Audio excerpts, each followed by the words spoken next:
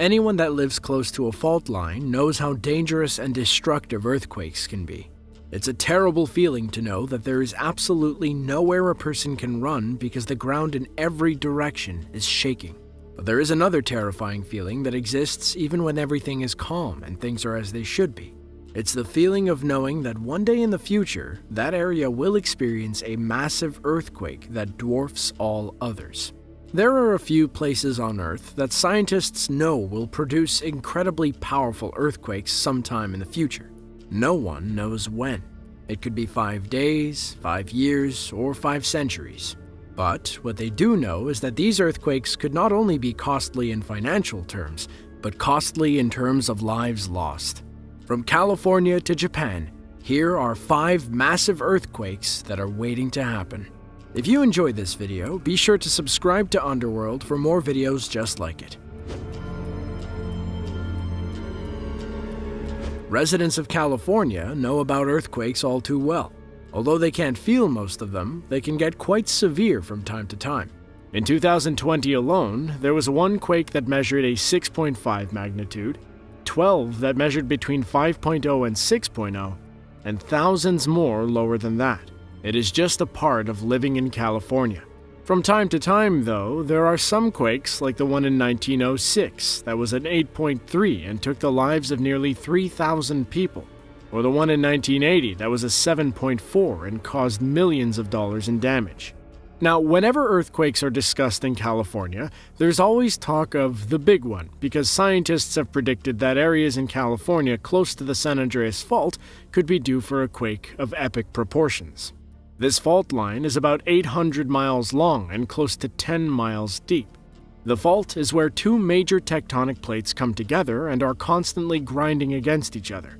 While some parts of the fault creep at around 2 inches per year, others have been locked in place for a very long time. However, scientists have speculated that these areas could give way at any point, and the sudden release of energy would be powerful enough to dwarf every earthquake that has come before it. The damage could be like nothing we have ever seen before, as the fault is near many heavily populated areas. Luckily, nothing has happened as of yet, and the earthquakes that happen in the area are small in comparison to what is to come. Another fault line in California is the Hayward Fault, which is a crack in the Earth's crust that is about 62 miles long and located in the San Francisco Bay Area. While we seem to always hear about the San Andreas Fault, the Hayward Fault is referred to by the U.S. Geological Survey as a tectonic time bomb. According to them, it is the most dangerous urban fault zone in the country, with the potential to bring about earthquakes that could shake an entire city to pieces.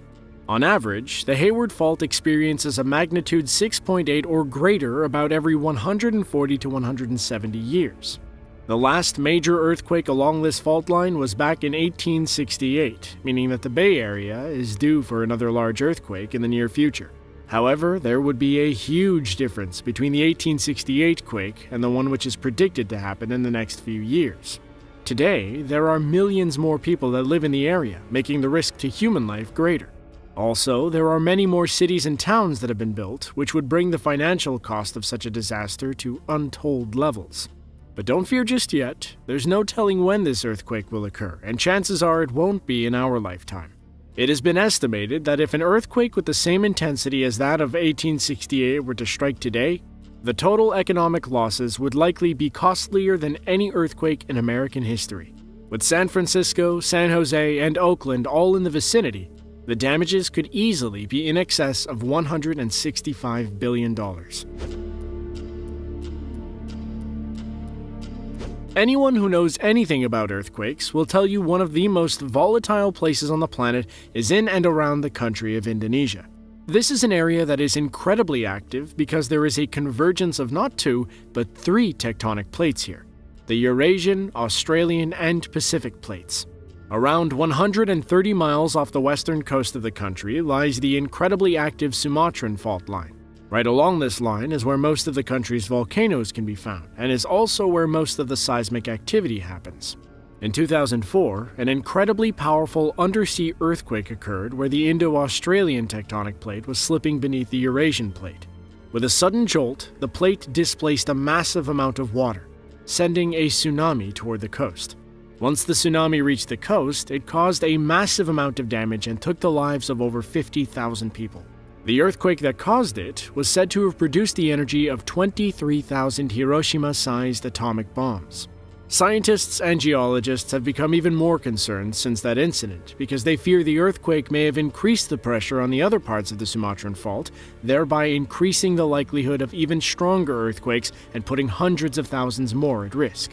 Scientists have predicted that another large earthquake could hit around the city of Padang with an expected intensity of 8.5 or higher. It would not only shake Indonesia, but it could send another deadly wall of water towards other countries. The best thing you can do if you live near these regions is prepare and stay vigilant. If a warning ever does go out, be sure to get to higher ground. Just off the western coast of Canada lies an area known as the Cascadia Subduction Zone.